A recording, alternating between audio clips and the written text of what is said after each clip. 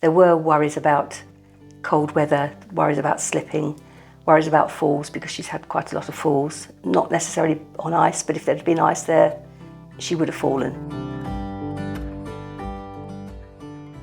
We'd had handrails put all the way around their bungalow because we were really concerned that, not so much that even in cold weather, but any time that she could fall and not be able to stop herself falling. So not that she remembered to use them, has to be said, but also with the dementia, she would have gone out and not remembered to be careful because it might be slippery. I can remember a couple of occasions where my brother was quite worried because he was going to take Mum shopping and he'd said he would be there whatever time he would be there. About half an hour before, she would walk up to the front of the house to wait for him to come, and sometimes he found her very cold, and it's because she just didn't think about it. When somebody's elderly and doesn't remember, there's always the worry that she wouldn't remember to keep warm, wouldn't remember to do things. I say, when my dad was alive, that was fine. We couldn't have left her on her own because we would have worried the whole time that she wasn't warm enough or wasn't taking care of herself. That's one of the points where I think it becomes a real challenge for families, that your loved one thinks that they're okay and you know that they're not.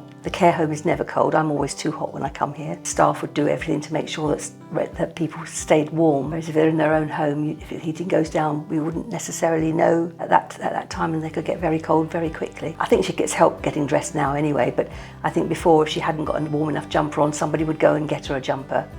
And certainly if we're in the lounge and I'm here doing activities with people, if somebody says they're cold, immediately one of us will go and get them a jumper or a blanket to put over them. I was there, and it's a very hard decision for families to make. You know when the time comes when either you need the break or your loved one needs more care than you can realistically give. I'd just say be brave.